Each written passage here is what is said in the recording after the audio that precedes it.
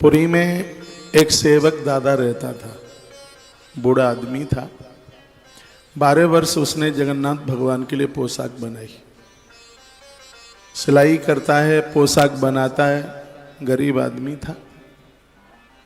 पोशाक पुजारी जी को ले जाके देता है, पुजारी जी उसे कोने में फेंक देते हैं। 12 साल हो गए थे, उसकी पोशाक भगवान को नहीं पहनाई गई। और यह बात उसे आप सुन लीजिए, बड़ी हम जगन्नाथ भगवान की कथा से ही रोज भागवत को आरंभ करते हैं और शुरू की कथा बहुत आनंद देने वाली होती है। ऐसे देवी देवताओं के प्रति हमारी अगाध श्रद्धा जुड़ती है। उस सेवक दादा को, उसका नाम ही सेवक दादा था, उसको इस बात का पता था कि मेरी पोशाक से ये पोंछा लगाते हैं और उसको गलत प्रयोग में लेते हैं। ठाकुर जी को मेरी पोशाक पहनाई नहीं जाती। लेकिन सेवक दादा कहता है कभी न कभी तो जगन्नाथ मेरी आवाज़ सुनेंगे। एक दिन की बात थी, उसने पोशाक की सिलाई करी, पोशाक बनाई। आप बाजारू कपड़े बहुत भगवान को पहनाते हैं, कभी अपने हाथों से भी भगवान को बनाइए। ऐसे ठाकुर जी बहुत खुश होते हैं, गदगद होते हैं। भगवान की पोशाक इतने समय तक पहनाई है, उसे धोने की जरूरत ही ना पड़े। और वैसे आप यदि धोकर के पहनाते हैं तो कोई ऐसी दिक्कत नहीं है। लोग कहते हैं कि धोने के बाद कपड़ा नहीं पहनाया जाता, उसको साफ सुथरा ठीक से कीजिए, बाथरूम में नहीं, अलग से बाल्टी में रीठा डालिए, उससे धोइए आप उसको। ये आजकल जो केमिकल की चीज़ें आती हैं उससे बचिए और वो वस्त्र धो करके और आप भगवान को बिल्कुल पहना सकते हैं। तो सेवक दादा एक दिन पोशाक बना रहा था, उंगलियों में सुई चुभ गई, खून टपका, वस्त्र के ऊपर गिरा। वह रोने लगा, कहने लगा आज मैं बड़ा खुश हूँ, आपके लिए मेरी उंगली में से खून टपका है। पोशाक लेकर के गया, जगन्नाथ भगवान ने सुन ली। आज वो बड़ा पुजारी नहीं था, उसको कहीं बाहर जाना था, तो कोई दूसरा छोटा पुजारी रोके सेवक दादा ने कहा भैया बहुत गरीब हूँ, बहुत दीन हूँ, 12 साल हो गई हैं मुझे ठाकुर जी की पोशाक सिलाई करते करते, क्या आज मेरी पोशाक भगवान के पास तक पहुँच जाएगी क्या? वो पुजारी सीधा था, उसने कहा हाँ बाबा बिल्कुल, आज आपकी पोशाक पहनाई जाएगी। अभी नई नई नौकरी में आया था तो उसको इतना अधिकार तो था ही नहीं। लेकिन जहाँ भगवान की पोशाक पहनने को रखी थी, उसने वह पोशाक वहाँ ले जा कर के रख दी। जगन्नाथ भगवान को जब पोशाक पहनाई जाती है तो लक्ष्मी माता एक बार वस्त्रों को आकर के देखती है, कपड़ों को देखती है। मंदिर आज भी पुरी के मंदिर में माँ लक्ष्मी का मंदिर बना है। तो लक्ष्मी मैया ने सो देखा तो खून लगा हुआ था। वो भगवान को बोली पोशाक एक ऐसी है जिसमें खून लगा है। भगवान ने कहा आज मैं यही पहनूंगा। है टेलर मास्टर का तो पसीना भी नहीं लगता मेरी पोशाक से। ये इतना बड़ा भक्त है जिसका आज प्रेम का रक्त इस पोशाक से लगा हुआ है और मैं यही पोशाक पहनूंगा। पुजारी जी खर्राटे भर करके सो रहे थे, भगवान पहुंचे उनके पास और कहा कि आज मुझे जड़े हुए कपड़े नहीं पहनाना, एक गरीब की पोशाक रखी है और आज मैं वही पहनूंगा। दौड़ते दौड़ते प्रमुख पुजारी जी आए और आकर के देखा तो पोशाक लक्ष्मी मैया ने भगवान के चरणों में रख दी थी। प्रभु का आदेश, वो पोशाक पहनाई। भगवान ने वो पोशाक पहनी जिसमें कहीं कोई हीरे मोती नहीं जड़े हुए थे, साधारण सी थी। छाती पर खून का धब्बा सामने चल करके आया। प्रातः पर्दा खोला गया, लोग आरती में सब सामने खड़े हुए थे। लोगों ने कहा कि आजकल पुजारी लोग इतने निठुल्ले हो गए हैं, इतने कामचोर हो गए हैं, भगवान का ध्यान नहीं रखते। क्या चंदे में कमी आ गई है कि भगवान को ऐसा ये पुराना धुराना सा पहना दिया है? वो लोग कहने लगे, लोगों ने राजा को शिकायत करी और राजा ने आकर के देखा कि भगवान खून में लथपथ एक वस्त्र में लिपटे हुए थे। तब भगवान ने कहा, राजा को तो भगवान दर्शन देते थे। भगवान ने कहा कि आज मैं इतना प्रसन्न हूं इन वस्त्रों को पहनकर। आप जो सोचते हैं कि भगवान को बहुत महंगा चाहिए, ठाकुर जी को सस्ते महंगे से कोई मतलब नहीं है, श्रद्धा से मतलब है, विश्वास से मतलब है। और भगवान ने कहा कि आज से सेवक दादा मंदिर परिसर में रहेगा और जब तक यह जीवित रहेगा तब तक मैं इसके हाथ के ही वस्त्र पहनूंगा। यह भगवान ने कहा। लक्ष्मी माँ ने मोहर लगाई, बलराम जी ने समर्थन किया। चमत्कार देखिए, एक दिन सेवक दादा ने ऐसा कपड़ा बना दिया जिसमें 10 जगन्नाथ लिपट जाए।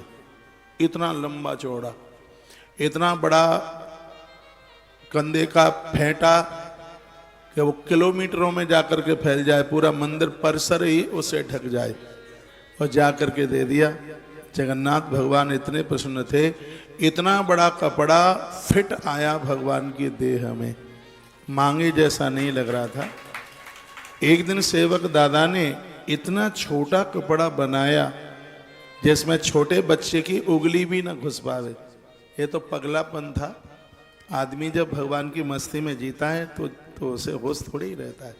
होश रहता है तो फिर विदुरानी चल के थोड़े ही खिलाती, वो तो पागल हो जाता है। छोटा सा कपड़ा, पुजारी ने कहा, अब हमारी तो कोई चलती नहीं है भगवान के सामने, अब ये देखो जिसमें उंगली भी ना घुसे, और कहता है कि ये कपड़ा पहना दो। जैसे ही पुजारी जी ने भगवान के सामने लेकर उस कपड़े को लेके गए, कपड़ा छोटा इतना बड़ा हो गया कि भगवान उसमें समाहित हो गए। ठाकुर जी ने वह कपड़ा पहना। जब तक वह सेवक दादा रहा भगवान उसके ही वस्त्र पहनते रहे। कहते हैं एक दिन बहुत समय चल करके आया, सेवक दादा ने अपने प्राण छोड़ दिए। उसका कोई आगे पीछे तो था नहीं, उसके पास तो दोहन्नी नहीं थी। इसी समुद्र के किनारे उसकी अर्थी की तैयारी की जा रही थी। आग कौन लगाएगा, कफन कहाँ से लाया जाए।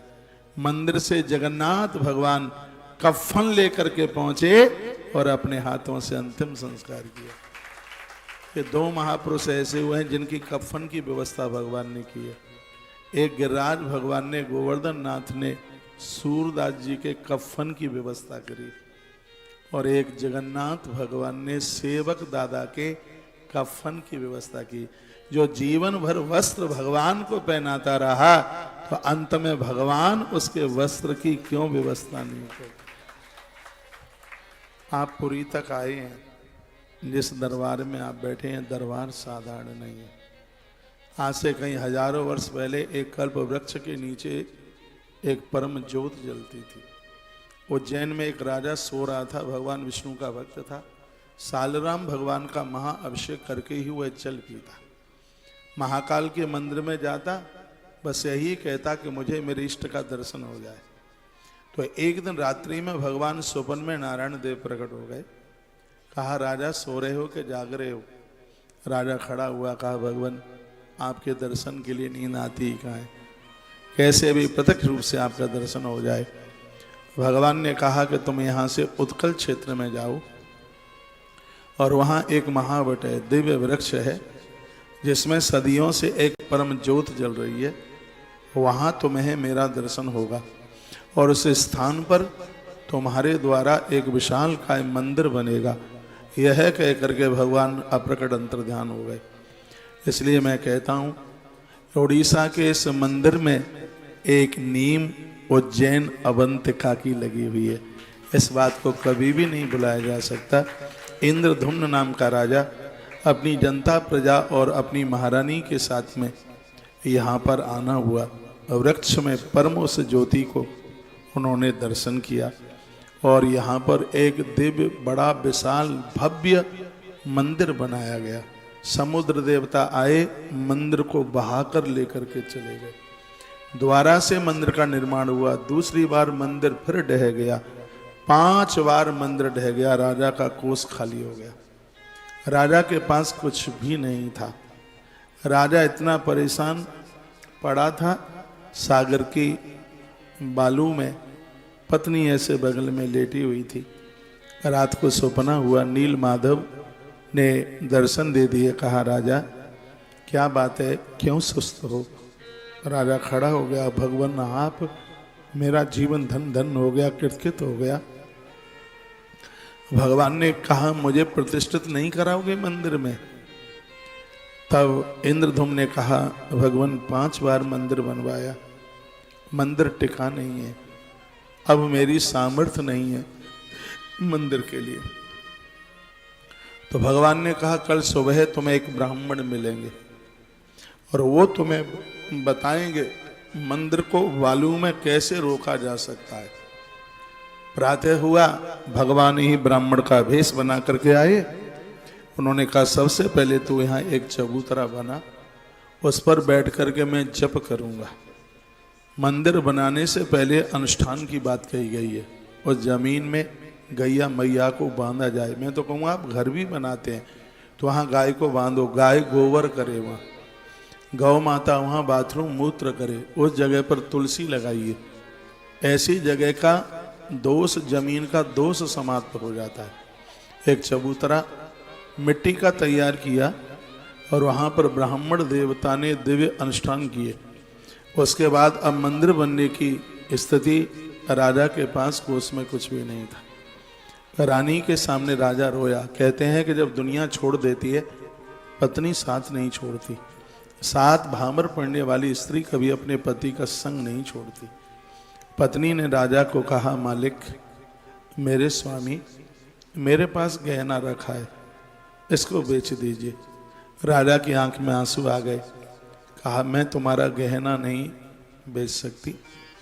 तो पत्नी ने कहा ये वही पत्नी है भगवान ने जिसको अपनी मौसी बनाया, नाम है गुड़ीचा, जिसका मंदिर बनाया पर भगवान ने, जिसे अपनी मौसी बनाया। साल में 7 दिन मौसी के यहाँ रहते हैं जब यात्रा निकलती। उसने कहा जेवर फिर बन जाएगा। भगवान ने स्वयं आदेश दिया है आप मेरा जेवर बेच करके आप मंदिर बना दीजिए। पत्थर लाए गए विंध्याचल पहाड़ से, भव्य मंदिर बनाया गया। 210 फीट ऊंचाई, लहराता हुआ मंदिर, अद्भुत वह मंदिर बना। देवता लोग उस मंदिर के गुम्मट को देखने के लिए आए। स्वयं देवताओं ने वहां पर एक दिव्य चक्र की स्थापना करी। फिर समय आने पर उसी मंदिर में बलभद्र, उसी मंदिर में भगवान जगन्नाथ और उसी मंदिर में माता सुभद्रा को स्थापित किया गया। ये तीनों प्रतिमाएं कैसे बनी वह भी मैं आपके बीच में निवेदन करूंगा। जो एक दिव्य वृक्ष का दर्शन हुआ था उसी स्थान पर यह मंदिर बना है। कहते हैं अनादिकाली से जो ज्योत जल रही थी इस मंदिर में, वो ज्योत आज भी जल रही है। तब से लेकर के आज तक बुझी नहीं है। कल काल में स्वयं परमात्मा नारायण का धाम इस धरती पर जगन्नाथपुरी के रूप में उतर के आया है, इसमें कोई संशय वाली बात नहीं। तम ददर्श महावृक्षम तेजस्वंतम महाद्रुतम महातिग महारोद्रम पुण्यम विपुलमेव च। आज वहाँ वो वृक्ष तो नहीं है, लेकिन उस स्थान पर विशाल मंदिर बना है। कहते हैं कि महारोहम पुण्यम विपुलमेव च। इस स्थान का दर्शन करने से व्यक्ति कितने पुण्यों को प्राप्त करता है, इसको शब्दों में बिल्कुल बयानित नहीं किया जा सकता। एक बात मैं आपको निवेदन करूंगा। भगनी वासुदेवस्य अर्कमूर्णास शोभनाम तृतीयम वै शुद्धाम च सर्वलक्षण लक्ष्यताम। तीनों प्रतिमाओं का मंदिर में वर्णन किया गया है, जिनके दर्शन की महिमा का पहली प्रतिमा भगवान कृष्ण की है। परम शांत है, पद्म पत्र ऐसे नेत्र वाली, ऐसा लगता है कि स्वयं कमल ही उनके आंख में विराजित हैं। श्रीवत्स का निशान छाती पर है, दूसरी प्रतिमा हलधारी बलराम जी की है और चौथी प्रतिमा स्वर्ण जैसी लगती है, तीसरी प्रतिमा स्वर्ण जैसी लगती है सुभद्रा मैया की। यह सुवर्णमय सुशोभन सर्वलक्षणान्वित है, यह सगी भगवान वासुदेव की बहन है। तृतीयम वही सुभद्राम च सर्वलक्षण लक्षिता। जो लोग जगन्नाथपुरी आके दर्शन करता है, इस जन्म में उसको बहन नहीं मिली है तो अगले जन्म में वो बिना बहन के नहीं रह सकते। ये ऐसा स्थान है, ऐसा ये पवित्र स्थान है। श्री विश्वकर्मा जी महाराज ने अपनी कलाकृति का यहाँ पर जो समर्पण किया है वह बहुत अपने आप में अद्भुत है। भगवान ने राजा को वरदान दिया था, इंद्रधुम्न सर्वनामा तीर्थम युगांग संभवम। हे राजन, यत्र स्नात्वा लोके सकल लोकमापनियात। जो इस धरती पर आवेगा, समुद्र में स्नान करेगा, मेरा दर्शन करेगा, देवराज इंद्र की तरह वो ठाट बाट से इस जगत में रहेगा। मरने के बाद में वह दिव्य लोकों को प्राप्त होगा। स्वयं भगवान जगन्नाथ ने ऐसा वरदान दिया। यह श्लोक लिखा है। और राजा को कहा, तुम इस पृथ्वी पर 10,900 वर्ष तक राज्य करोगे। 10,900 वर्ष तक शासन किया था राजा इंद्रधुम्न ने। आषाढ़ शुक्ला पंचमी के दिन मगा नक्षत्र काल में सुंदर से मंडप में प्रतिमाओं की स्थापना की गई। आषाढ़ में कितनी भव्य देव यात्रा निकलती है। अगला चैप्टर ये